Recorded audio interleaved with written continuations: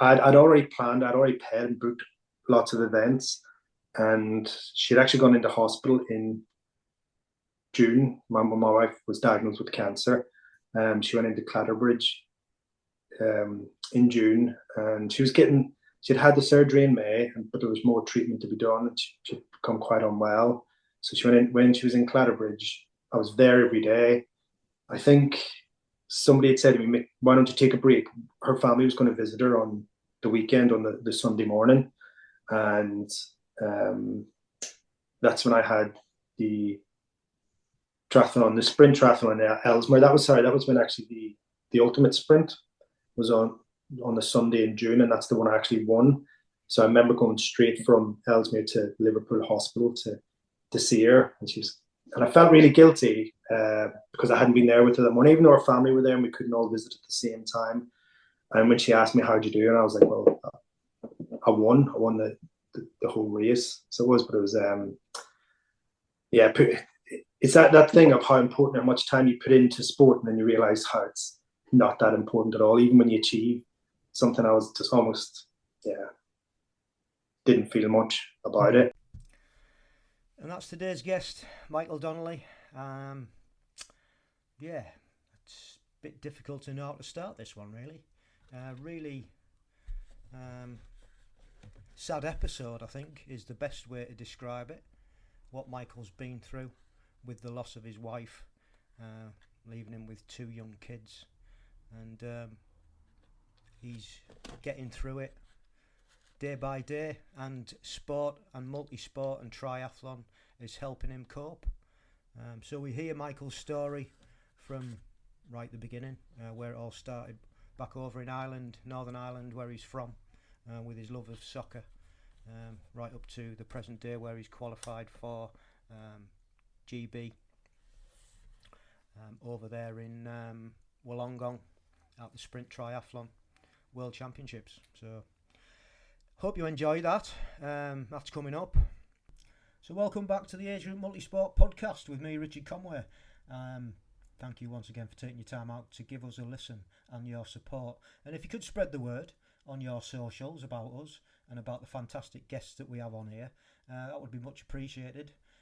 Just share the podcast. We're on all the socials. We're on Facebook. We're on Instagram. Details will be at the end of the program. So I would really appreciate it if you could share it about. And also, if there's anybody you know out there who would like to come on the podcast and share the story, or you think would have a great story to share, just tell them to get in touch. Tell them to drop us an email or DM us. I hope you've had a great weekend. The weather was pretty good here in the Shire. We only had some rain Monday afternoon, which the gardens desperately needed. We had a good weekend of training. Danny Dimitrescu and Jerry Moss, 2 of my teammates at the Wolves Breakfast Club, are racing next weekend in the sprint and the standard European duathlon in Rumia, Poland. So we were doing a little duathlon rehearsal with Danny on Sunday morning, and she did really well.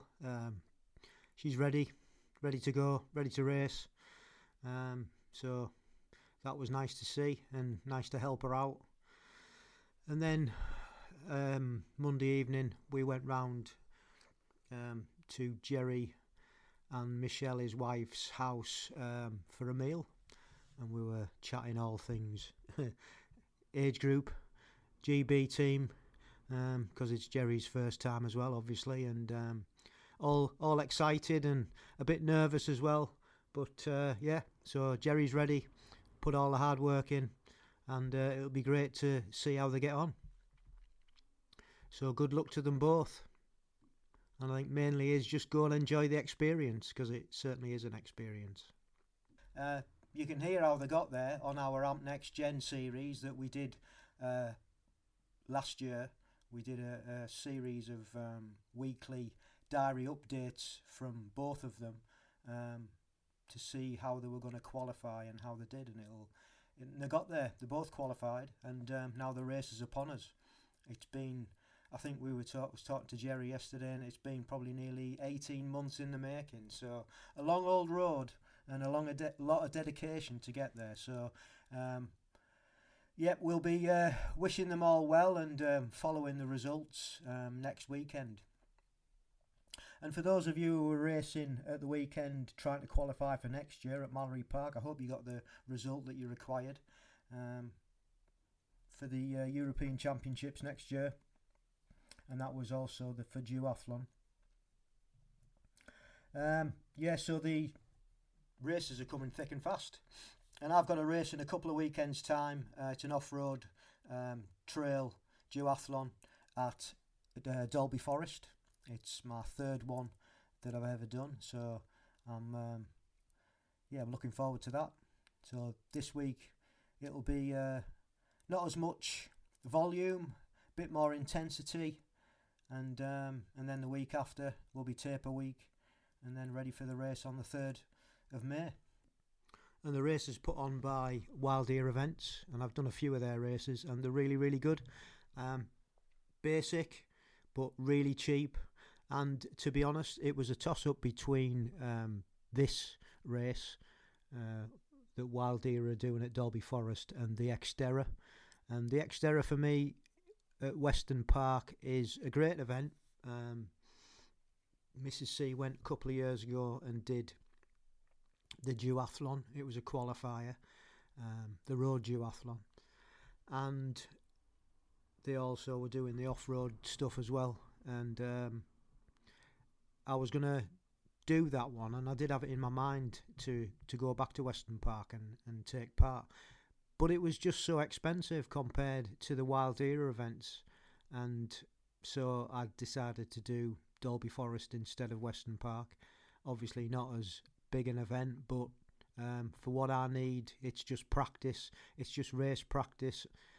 So I think it'll be good. And I think it's the right choice. So, yeah. So, like I said, races are coming thick and fast now. And at the end of May, we've got Darley-Moor Sprint Duathlon. And that is a qualifier for next year's World Duathlon Championships. So, we'll be going over to Darley-Moor again. Another low-key, cheap as chips qualification race. They are out there. You've just got to source them and look for them. And you can pay over the odds if you go to the T100 down in London or the London events, or you can look around the country and get more low-key ones for reasonable amounts. But you know, there's choices, isn't there? And it's up to every individual to decide what they're prepared to spend on a race. So, a couple of podcast recommendations, and the first one is the Simon Ward podcast. And I listen to quite a few of Simon Ward's podcasts, to be honest, because he's a very knowledgeable guy and very easy to listen to. And on this episode, he was talking about 6 daily health metrics that actually matter and why they matter.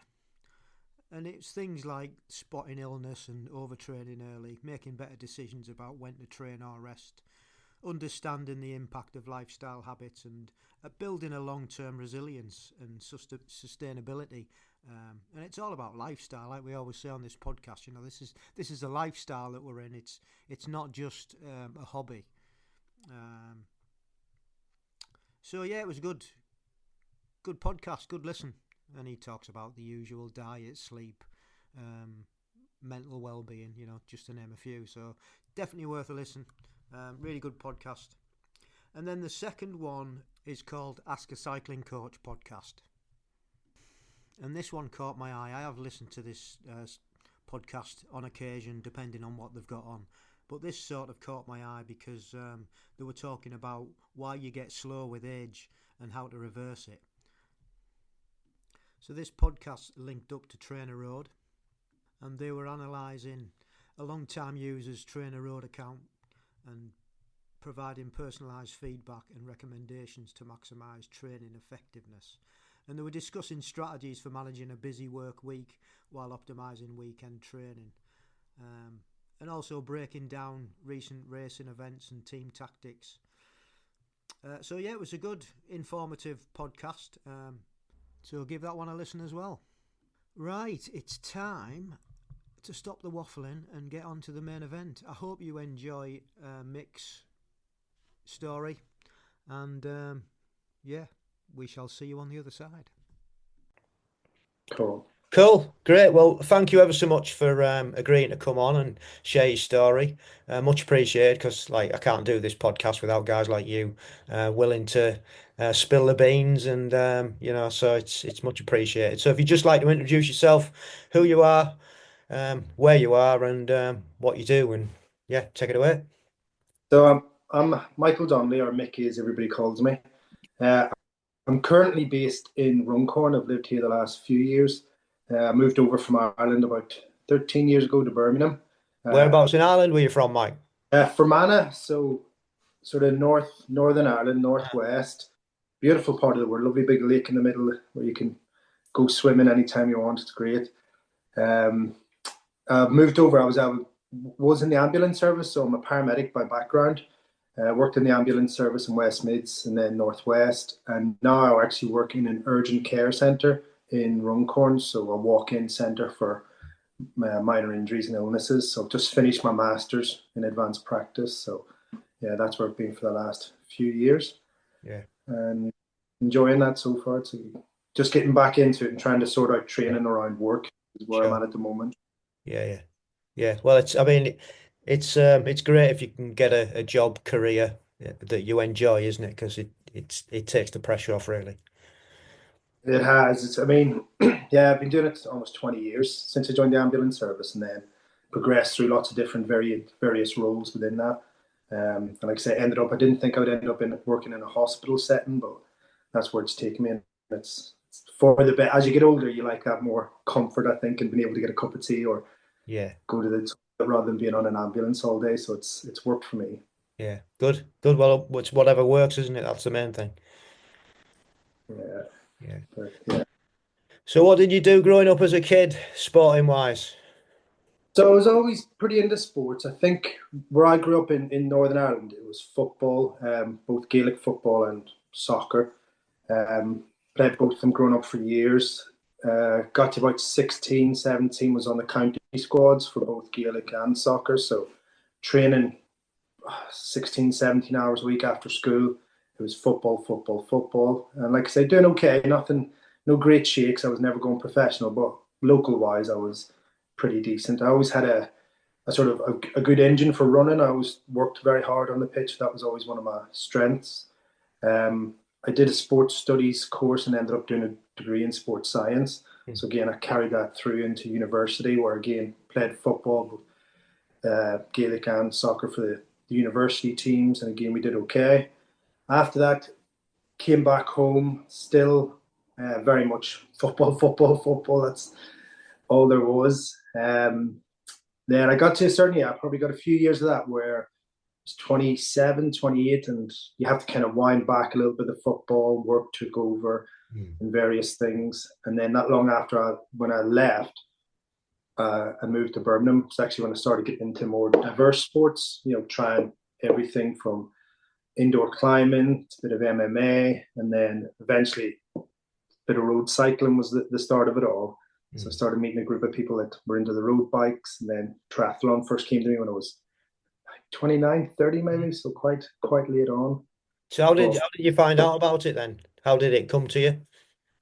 I've always wanted to do triathlons. When I was younger, where I grew up in Fermanagh, there was a triathlon team, but it was in the next town over, and I kind of never got involved with it, which was a bit of a shame. I was probably 18 when I was doing, or 17 when I was doing my sports studies course, and one of my teachers was actually the triathlon coach, and I'd always kind of like hinted, I'm sure I could do that, but her athletes were already pretty well established, probably from they were 10 years old.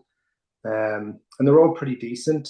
One of the guys she coached represented Ireland in the Olympics and things like that. So I'd always had an interest, but again, I didn't really have a good bike, or I didn't go swimming. Again, it was football every single day after. So I liked the idea of it then, but I never got into it. So once I did finally moved to work with a group of people who, again, cycled, and some of them mentioned triathlon. I was like, oh yeah, I'd really like to try that. I just got a bike off the Cycle to Work scheme, a road bike that was, again, not fitted, not the size. My first ever bike, I think it was about £400. And I was like, yeah, I could do a triathlon. I can swim. I've got a bike. I can run.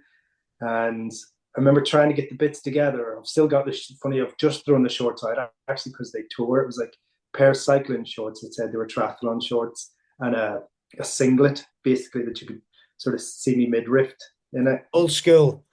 Proper old school. Even when everybody had already changed to try suit. Yeah, I was trying to do it in the cheap. And I remember getting a funny suntan line on my lower back. The singlet rode up at the back. And yeah, they mentioned about entering that. That was in Sutton Park through UK Triathlon, so the Birmingham Triathlon. And I didn't have a wetsuit. They said wetsuits were mandatory. I went to the local, I think, Sports Direct and got a No Fear shorty wetsuit. And I have a great picture of me in it. It's still got that wetsuit now. But it was only like £20. And again, no big aspirations. Sort of jumped in, did me swim, bike went okay, everything went okay. And I was like, I've done it. To me, it was the first triathlon. I was like, this is a big deal when people say they're doing big events. Oh, I've done a triathlon. I was like, oh, I did a triathlon. I thought that would be the end of it, but I sort of enjoyed it that much that I started thinking maybe I'll do a few more of these. Again, I was in my 30s, so there was no other main sports. I quit football. I had stopped any sort of MMA and climbing. It was like, okay, I can run, I can cycle, I've got time to do these things. That sort of build up on that. Yeah. And did you sort of like get into a club or anything, or were you just literally training on your own? I've always trained on my own. After I did that, I started doing that for a few years, looking at local events. And not long after that, I moved to just outside Stafford, which was great. I lived in a place called Penkridge that had lots of time trials. On my doorstep, I was doing 2 or 3 of them a week. So my cycling was getting better. I got a better bike, a time trial bike. And it was a guy who did the time trials with me who said there's a Staffordshire club to join. Again, my difficulty at the time was I was on the ambulance working shifts. So when they say we swim every Wednesday, for the next 3 Wednesdays, I could be working either day or night, whatever. So I found it really difficult when it came to joining a club to fit in with their schedule. So I did join them for a year, and I did go. I got to do some open water swimming with them and start doing a few more events. But it was just a year. Apart from that, I just trained myself, to fit things in when I could. Yeah. Originally, it was pre-kids, so I had a lot more time to train. But I don't remember doing particularly any great shakes in any of the events. I was just enjoying doing them, and it was an excuse to go out on my bike, do a bit of running, get some swimming in. But I wouldn't say I took it overly seriously all the way, probably through my 30s even. I was still just, it was something to do every so often as try and book a few in every year and go from there. Yeah. Well, sometimes it's a hobby, isn't it? It's a release from everything else, especially in a job like you were doing on the ambulances, a stressful job. It's an outlet, isn't it, to let all those pressures go. Very much so. I mean, we really enjoyed it. I think I did a few of the Llandudno triathlons, and I did them each year and really enjoyed.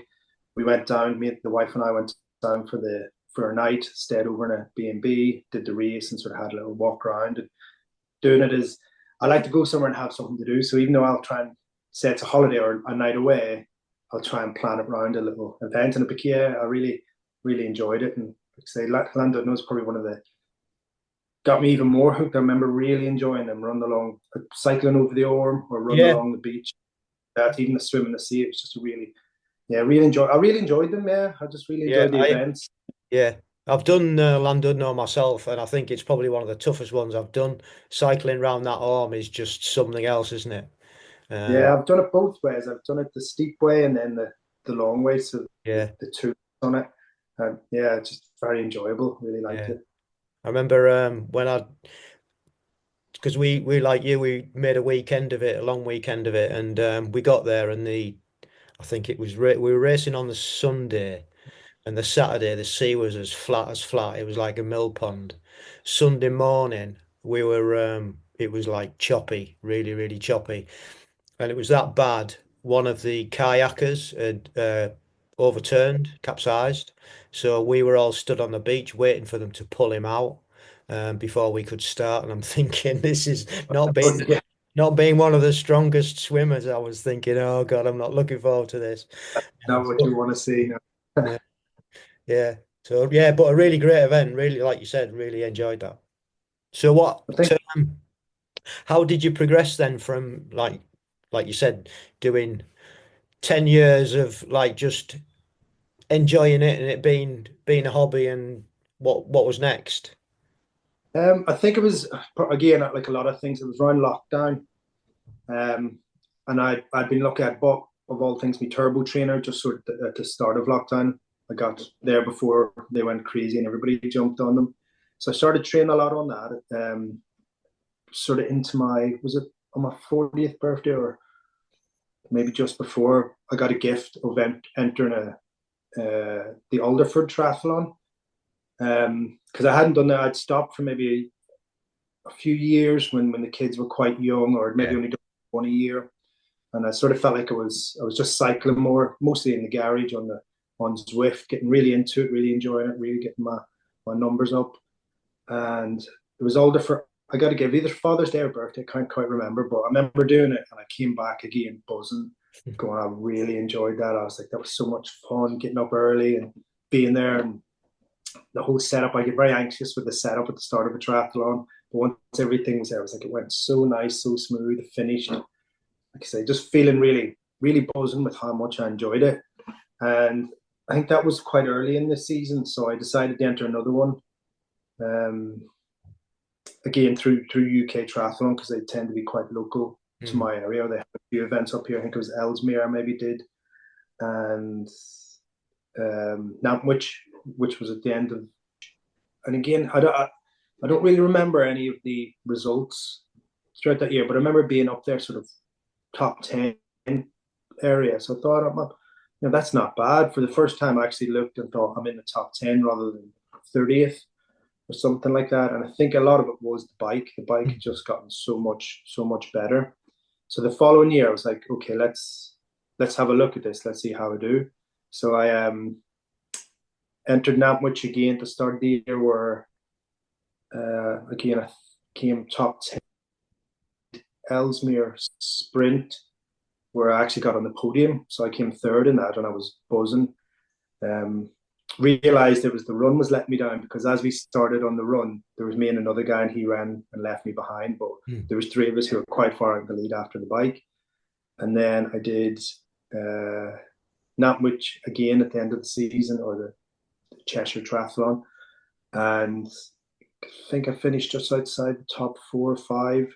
But at the end of that season, UK Triathlon got in touch and said, you've won the league. They do like a points league system, and I got a Yeah. trophy, and I won my age group for it. And I was like, oh, I'm pretty consistent at the moment, and I actually feel really good. So the following year, I looked at my weaknesses, started analysing times, and where can I make up? And I thought, the runs let me down. I was doing a 5K in about 22 minutes, and it Mm. was just losing me too many positions on other people. So I spent that whole winter training, doing a 5K, or sorry, a 10K in Delamere Forest, which is near where I live. Mhm. And I came fifth in that 10K race, but I won my age group again. So I was like, okay, my running's where it should be for my age. And then back set up, picked out my events for the next year, back to Nantwich. I think I came around fourth in that, but my run time had gone from 22 to about 18, something, Wow. or sub 19, somewhere in that That's- area. So taking a good couple of Yeah, yeah. chunks off that. So running was back on point.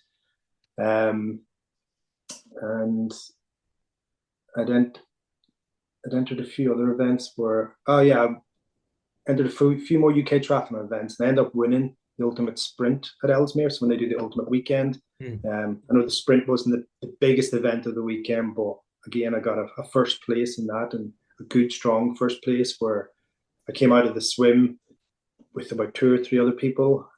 On the bike, it was just me by myself. I just Yeah. thought, am I lost? Why can't I see anybody here? What's going on? I just kept following the signs. I'm like, okay, got to the start of the run. So I started running, and two guys on mountain bikes were beside me. I was like, what's going on? He goes, "You're first place. We cycle with you." I was like, this is great. Like two outriders. In that race, it's an out and back. So as I went to the far end, came back, I was like, I've got a good lead here. This is an amazing feeling. And the final race of the year was, did I go back to Nantwich? And again, got a fourth place or something. Yeah. So I started looking up ahead, and the league table came through, and I finished outside the top four. Like, I didn't defend my title. But I was faster. Everything was faster. My bike was faster. My run was a lot faster. But everybody else just got faster as well and better. Yeah. But I was like, this is great. And it was last year when I decided, for my age group, I'm thereabouts. I'm either first in my age group or second. So even though they're local events, I'm doing okay. And I can see areas to massively improve. So last year I entered Southport, which was the world qualifiers. Yeah. Just before you go into that, how did you find out about Agegroup in the first place? When did you come across that? I think when I started analyzing my age group and thinking, I seem to be the top in all these events. I then went on to British Triathlon and just started looking. I was probably looking at more of their events and things to do. And then I've seen about the age group qualifiers. And I was like, well, why not? If I'm winning my age group categories in my races, why not see how I stack up against people in that age group as well?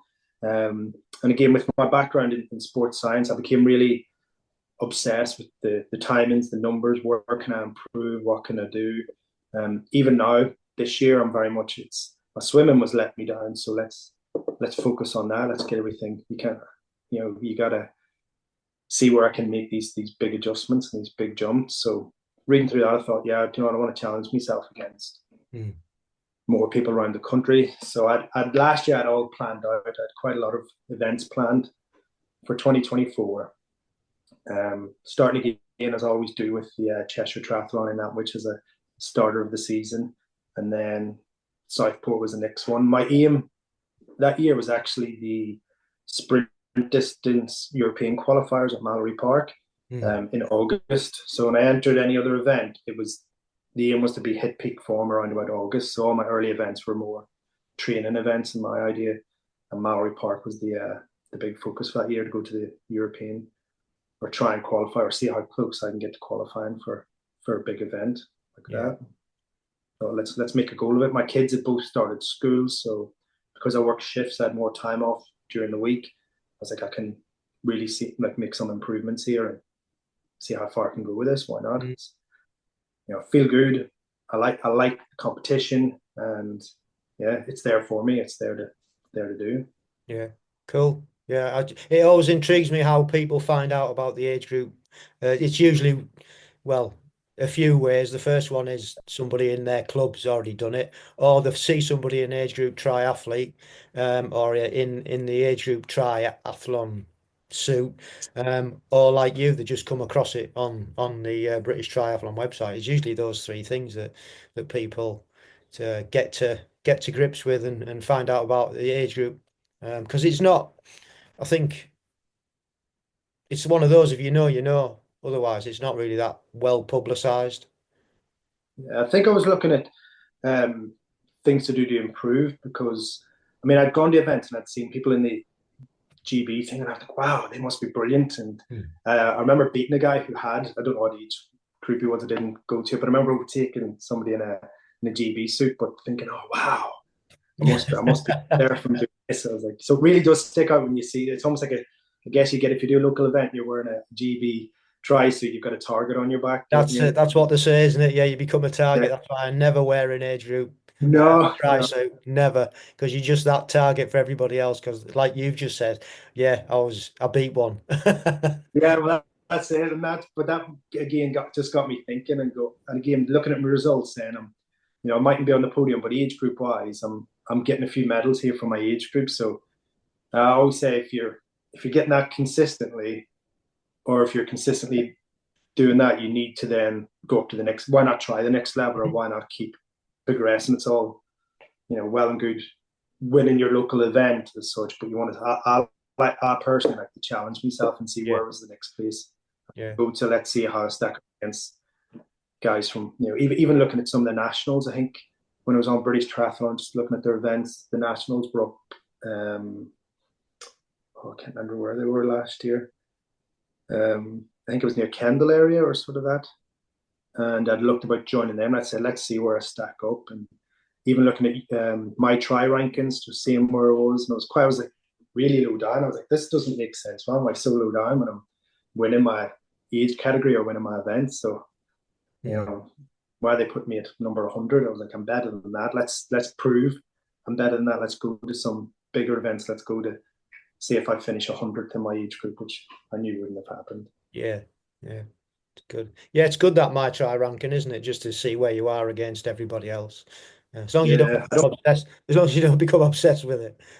I think I did a bit because I was so low, such a low ranking. I was like, I don't see how my ranking went down when I won the event I was in, or if I came first in my age group, how did my ranking not shoot way up or something? So yeah. Well, then of course it depends what everybody else is doing, doesn't it? That's true. That's why I thought I need to open this up a bit, into a bigger pond and start myself with these higher ranked and improve it. Yeah. So you went to your qualifier was at Southport, you said, for the Europeans. Southport was for the Worlds. Oh, the Worlds. Yeah, and Southport's not too far from me, so again, it kind of fitted into the calendar really well. Again, I always turn up sort of by myself, and I think that probably hit me a bit at Southport, where there was stickers for like support crew and all that, for support members. And I just turned up. I have a camper van and carrying all my own stuff there, and sort of looking at some of the teams that were there or the groups of people, and sort of did feel a bit on my own, to be honest. Yeah. But I got set. I'm kind of used to it by now. Got set up. It was a beautiful day, really, really warm, sunny day. Everything I had was as good as could be, and started well. Well, didn't start well, actually. It was the most horrendous swim I've ever had in my life. It was a really busy, I guess everybody was there for the qualifiers, so it was a real competitive field. I remember when the announcer said at the start of the race, I can't remember what name exactly, I should really remember the name, but he raced in the London Olympics in 2012. And I was like, that's the sort of people I'm here against. And of all the swims I've ever done, I've never had so many binds and knocks and shoulder to shoulder. And normally you get a bit, but this was hands-on shoulder pushing away at the start. So I kind of fell back quite a bit on that, and my swim wasn't the best.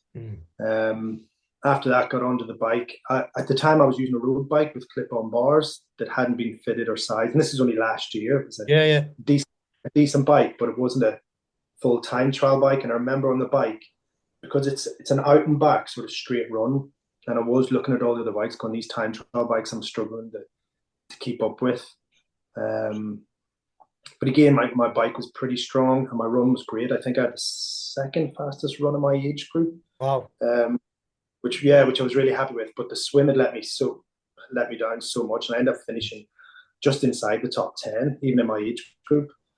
And when I analysed that, if I'd have been in the age group below, I'd have got an automatic qualifying spot. I think my age group was just super, super competitive. And it was the swim. The swim let me down by minutes, maybe 1-2 minutes. So when I analyse it now, it's left a bit of a chip on my shoulder where I'm like, you know what, I've got minutes to gain here, not just seconds. I'm edging out. I've got, I reckon, a minute in the swim. I've bought myself a time trial bike the end of last year. I got one on sale. I've had that fitted for the first time. I've had a bike fit, and it feels dialed in. I need to get on it a lot more, but it feels perfect and fast. And I'm like, there's a lot of time to be gained here just with these, with what I'm doing. And it usually works each year when I say about the running where I gain 2 to 3 minutes. There's still big gains. I'm not quite at the level. It's marginal at the moment. I feel like I've got a lot of big gains. Like you said, the difference between the TT bike and a normal road bike with clip-ons and getting fitted for the right bike, so you're actually putting the power through the pedals properly, rather than just riding the bike, and all these different things that you can gain. And it's just, it's like Dave Brailsford said, it's the marginal gains, isn't it, that make you faster and get quicker and be more competitive, I suppose. But the Yeah, bike's for a massive sure. one, isn't it?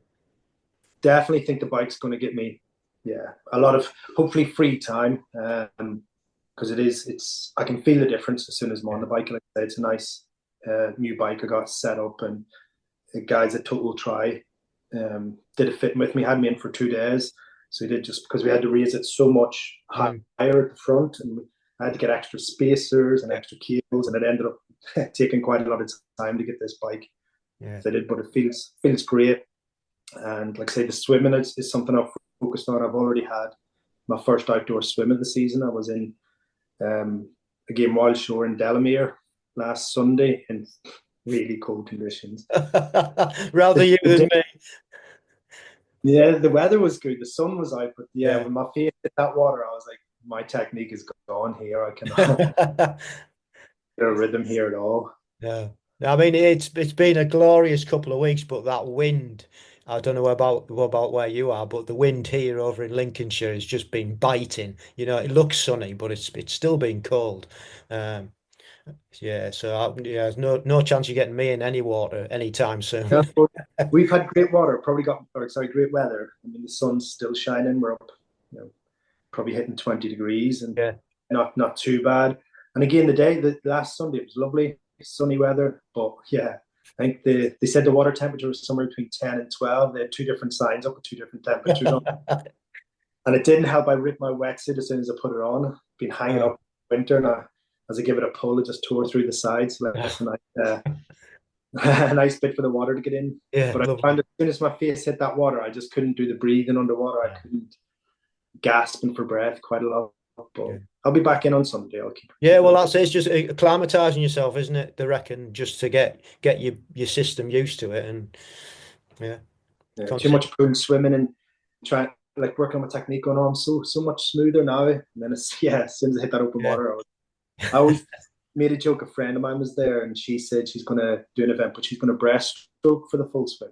And I was like, no, you need to freestyle. It's the only way to do it. And about 200 meters into that, I was breaststroking, just trying to keep my head above water. So Yeah, yeah, I'll yeah, keep going and keep trying. that's funny. So after you'd done the Southport, actually, just speaking about Southport, the guest I just had on, Adam Diver, he's from Flamborough, and that's what he does. So he was saying about the conditions as well and how busy it was because I think he don't know whether he qualified or yeah, I think he has. I think he's going to Wollongong as well. Yeah, I'll have to get in touch with them. Yeah, yeah. If you listen to the podcast, I uh, did. I just had it on this morning. It was only a oh week yeah, ago. well Adam's going. He's going and he's taking his family across and but he was saying about that triathlon, said how vicious it was. Oh, never anything like it. I was because again when I first started, especially in the swim, it was always a big fear. Everybody says about the swim, so I remember keeping myself Yeah, quite far. I to avoid all that. And then as I started getting into it, and think, do you know what? I'm a strong enough guy. Let's do the racing line. Let's get back into the mix. That's part of it, isn't it? Once I had the confidence, but that one it was nearly the whole way around. I think by the last couple of 100 meters, I'd maybe dropped back from that main bulk of the group for whatever reason. I just couldn't get a good line going or a good smooth swim. But yeah, I'd say it was 500 meters of just shoulder to shoulder, and like say hands on heads, like hands physically. No, not pulling up the leg, but like shoulder to shoulder, just yeah, yeah. up each other. It was an It's time. experience. It's times like that you start thinking about your life choices, don't you? It is, yeah. Get away, come on. Just it was like a real struggle that you just couldn't get I couldn't get a smooth swim. So I can see why the guys off at the front were just so far ahead. Yeah, So let's work on my swimming. It's been a focus this last few months at least. yeah. Good, good. So what was next then? Um, after Southport, it was a little bit difficult last year with um, my wife became unwell sort of around the start of the year, um, and she had to have surgery in May, and so I kind of had to ease back a little bit from there. Um, then I'd already planned, I'd already paid and booked lots of events, and she'd actually gone into hospital in June. My wife was diagnosed with cancer. She went into Clatterbridge in June, and she'd had the surgery in May, but there was more treatment to be done, and she'd become quite unwell. So she went in when she was in Clatterbridge. I was there every day. I think somebody had said to me, "Why don't you take a break?" Her family was going to visit her on the weekend, on the Sunday morning, and um, that's when I had the triathlon, the sprint triathlon in Ellesmere. That was when actually the ultimate sprint was on the Sunday in June, and that's the one I actually won. So I remember going straight from Ellesmere to Liverpool Hospital to see her, and I felt really guilty because I hadn't been there with her that morning, even though her family were there and we couldn't all visit at the same time. And when she asked me how'd you do, and I was like, well, I won the whole race. So it was, but it was yeah. It's that thing of how important, how much time you put into sport, and then you realize how it's not that important at all. Even when you achieve something, I was just almost, didn't feel much about it. And my wife actually passed away in the 15th of July. And yeah, I didn't do anything for a while. Just did nothing. And then again, it was sort of that thing you fall back to as a comfort when you've had sport in your life, all your life, and you can't think of anything else to do, and say, go for a run, go for a bike ride, do this. And I had a bit of time at home back in Ireland, and when we came back with the kids in the September was the final Nantwich event that again I'd already entered at the start. I entered it all probably in the start of the year when you get all the discounts and all the early entry of the early birds. And I did that to kind of finish off the year. I'd already paid for Mallory Park race in August, but there's no way I could have gone to that. And yeah, again, I think after that, the Nantwich race, you do again. It gave me that feeling again of, I do enjoy things and I enjoy this, and let's do something that distracts me. So a lot of time after, I spent a lot of time in the pool or running or cycling just to clear the mind a little bit, I guess. I don't know if it's a distraction. I probably overdid it. I relied on it too much. I probably overtrained, overran, and found myself almost panicking if I wasn't doing anything just to distract my mind. And I think at the end of last year, I entered the Chester Marathon, kind of on like a couple of weeks' notice. I remember one of the dads at this school, when I leave the kids off, he says, "Oh, you're just going to do a marathon?" I'm like, "Yeah, just do it." But like I say, real late entry. I had to turn up the day before to pick up my number, but it was like, I felt like it was an event to push myself to stop, if that makes sense. I give everything and just run really hard, and then my feet got a bit sore afterwards. And I felt like, I can take a breath here for two weeks, just stop. When you're that kind of franticness, and that was it. I decided then I probably wouldn't do any of these events again because they take up too many weekends. I've got young kids. I wouldn't have people looking after them. And yeah, I kind of said I'll pick one event to do next year. So I seen the Ironman in Leeds, and I said, I'll take that would be my one weekend of the year, and it still gets me a chance to go for runs and bike rides, and that would be my achievement. And it wasn't. I think it was maybe a week after I'd entered that when I got the email saying, actually, you've got a roll down spot to go to the World Championships in Wollongong. And I was like, you got to do these things. It might be for me, it could be a once in a lifetime opportunity. So yeah, so let's go for it. Yeah, I mean, when I'd read your email, I was like welling up. To be fair, I can't imagine. I've been married I was just laid in bed this morning. We were having our cup of coffee, and I was thinking, knowing that I was coming on and chatting to you, I was thinking how many years that we'd been married, and I just can't imagine. I've been married 34 years, and I just can't maybe longer. I just can't imagine what you've been through and how you've dealt with it. And it was just like I can't imagine not having Yeah, it, you know. So it's just like how do you get through it? But you've just explained it really, really nicely that you actually use sport as a almost as a buffer for the pain and the grief, and not that you weren't grieving because you obviously are and still are, and that'll part of that'll probably never go away. But it's just like it's just how do you get through that? You know, it's I didn't know where this yeah. was gonna go, you know, I didn't know because obviously you're still in pain and it's like it's quite raw and fresh, isn't it? It's like I don't know how this is gonna go, you know, it's just No, I mean, I love talking about Charlotte. yeah. If it wasn't for her, I wouldn't have got into cycling. So she was a big fan of sport, like Tour de France. She used to watch every year. Even it was on as she was in hospital, sort of during the July, and we were big Tadej Pogacar fans. So that's something I'm really excited about, and really happy memory. Even though she was so unwell, we knew what was happening. Mm. But yeah, she certainly helped with that to change me into the cycling, and she got into running, and as much as she didn't like me going away all these weekends, she always let me go away these weekends and do these events, and never moaned too much when I bought a new bike, or she never knew the exact price of them. Um, but yeah, it was when I was looking at what people do whenever they do cope with this. I think sport is such a good safety net because it's easier to slip into other things like drinking too much or doing.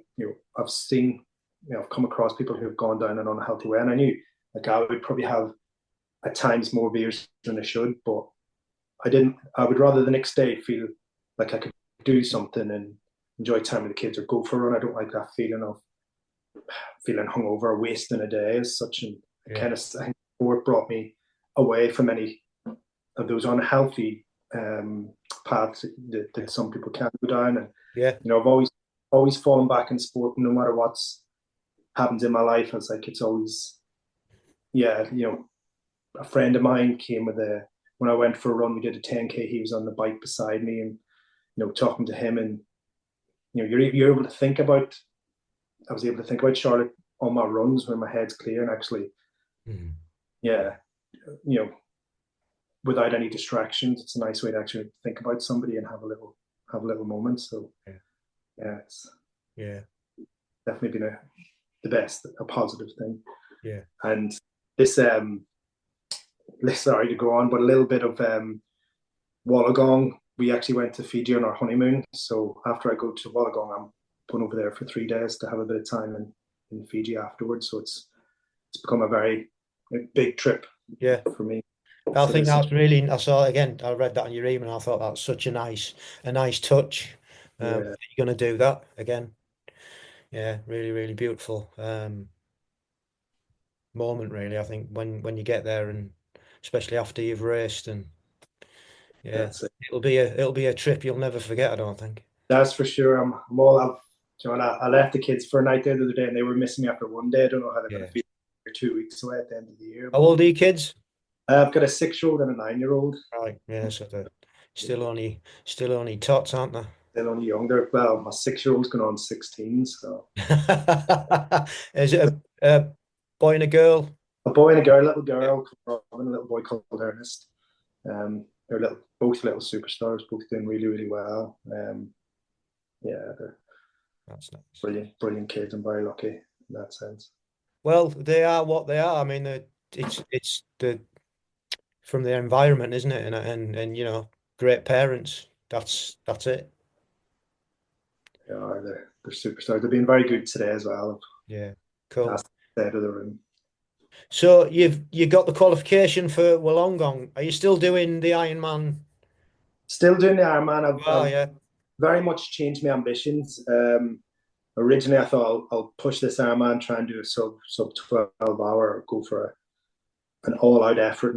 And since the qualifications come up, I thought, you know what, I'll treat it as a long training day, and yeah, yeah, just wind it back a bit and look after myself. And I'll still hopefully do a 14:50. I want to be nice and smooth, but yeah, very much taking it back. Say, let's enjoy it. Let's again back to what you should do, and it's it's an Ironman event. It's that tick box in a way. And yeah, since I've started in a new gym that has a pool, I've met a lot of triathletes, and a group of them are all heading up as well. So it looks like I'll have some more people around me I can bounce off, and it should be a nice day. Just enjoy it, isn't it? It's up there in Leeds. I'll get to see the countryside, and not worry about trying to push it too much. Just enjoy the day.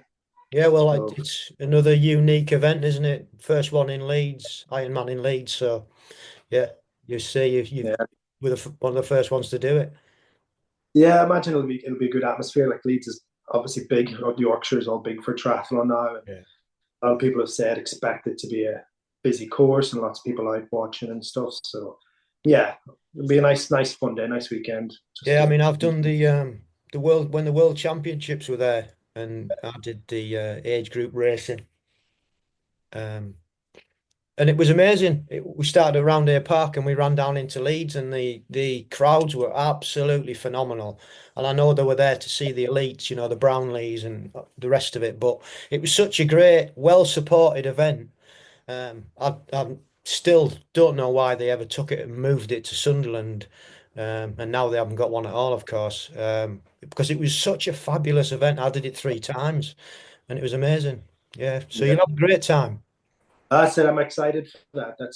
And I like say taking a bit of pressure off myself just to focus on sprint distance, which suits me much better than the long. I did a half Ironman in 2015, just before my son was born, and I think by the end of it, not to say I've got a short attention span, but I probably got a little bit bored at the finish. Whereas I find the sprint distance, that hour is an all-out hour. It just suits me so much.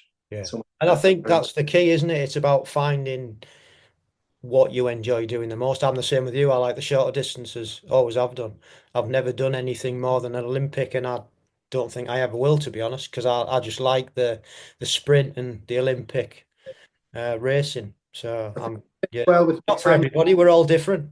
Yeah, I think because I have an hour to train, I kind of think I can run for an hour, I can bike for an hour, I can swim for an hour. My event takes just over an hour, so I can do all individual things for that time, and I can fit it in nicely. So I really enjoyed the sprints. Cool. And is that what you're racing over in Wollongong? That's what I'm racing in Wollongong. Yeah, that's I think it just suits me because I'm biggish. I suppose I'm over 80 kilos, about 84 at the moment. I'm trying to get that down a bit, but I am sort of always that.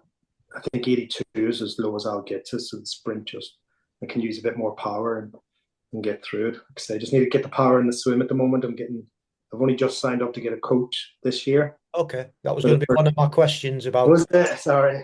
No, you're all right. Well, you brought it up. Let's talk about it. Yeah, I got for the first time. I thought, I've listened to the podcast. Everybody's saying they've got a coach. Even listened to the other podcasts, and the professionals saying my coach told me this, or I've changed coaches. And I'm like, well, I've never been coached. I'm always thinking, not that I know it all myself, but I've got this for myself. Why not stick with that? But talking to some of the people at the gym I go to, there's a couple of triathlon coaches are there. They did a swim session with me one morning. I booked on to when I managed to get out early, and I thought, I need probably a bit more structure with this to get improvement. And then I was back on to the British Triathlon website looking at coaches. I seen a guy came up in my area. He actually lives in my estate, just the other side of my. I phoned him one morning and explained my situation, saying what I'm doing, give him some of my numbers and times. He's like, yeah, I'd love to work with you. And the triathlon team he's a part of is the same one that a lot of people at my gym go to or are part of. I've seen them with their tops on. It's adaptive triathlon. And he's like, join them, I'll be your coach as such. And, he's only down the road. We can go for bike rides, runs. And I thought, let's go with it. I've got the application form. I haven't filled it in yet or done a session yet, but I think that's definitely the path I'm going to do. Is at least for this year. Let's, if I'm racing in the World Championships, why not try and go as if you're going to be a world champion? I know I'm a long way away from it, but I was like, I've got time. I've got a point to prove. I think because of getting the roll down spot and not getting the outright spot. I was like, I'm going to prove here that there's more. I've got more to give, and I'm Yeah. going to show you that. Yeah. So it's a big Well, motivation. all you can do is try it, can't you? And I think the other thing that having a coach does, it takes all the planning and all that time and effort that you've got to do yourself. I know a lot of people who've been on the podcast have actually said, well, I've got a coach, not necessarily for the coaching, but for the planning. So all I've got to do is go on, see what my session is, go and do it, tick the box, say I've done it, and that's it. There's no thinking, is there? So that frees up loads of time for you. So I think even from that point of view, it would be worth your while.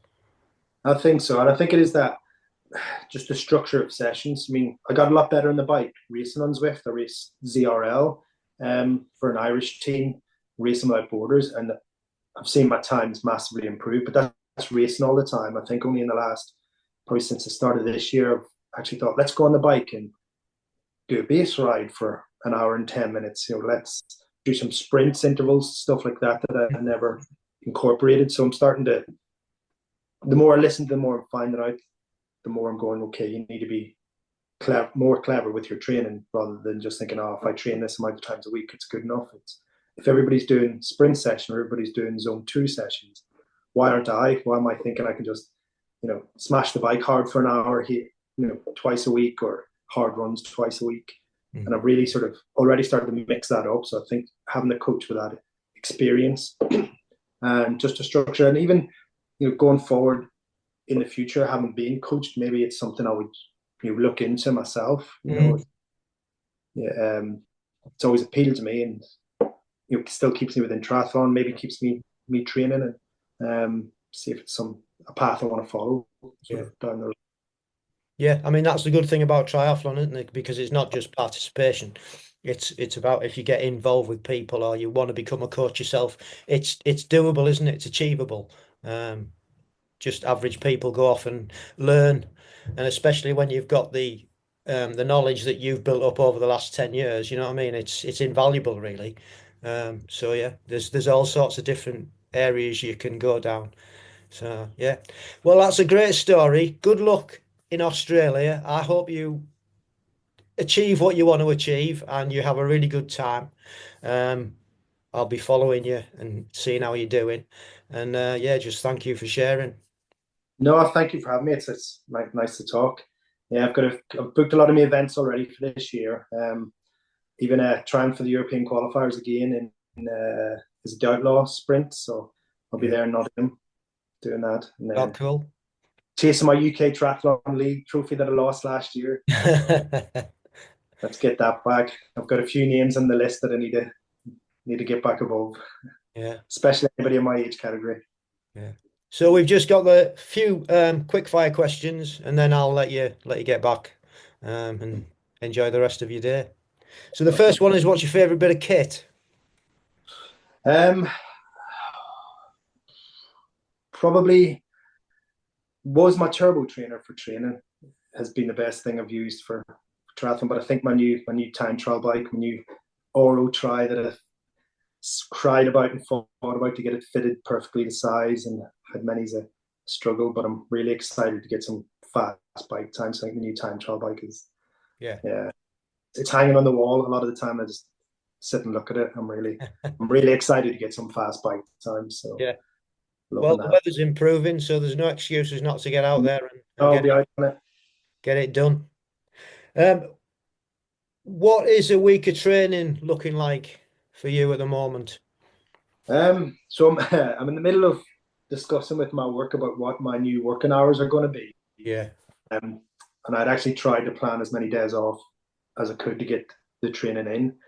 An average week, I'd be minimum probably 6 hours of swim, bike, and running itself. So I'll get into the pool at least twice a week and do a good hour-long session. Same on the turbo trainer outside on the bike for another hour, and at least 2 runs a week.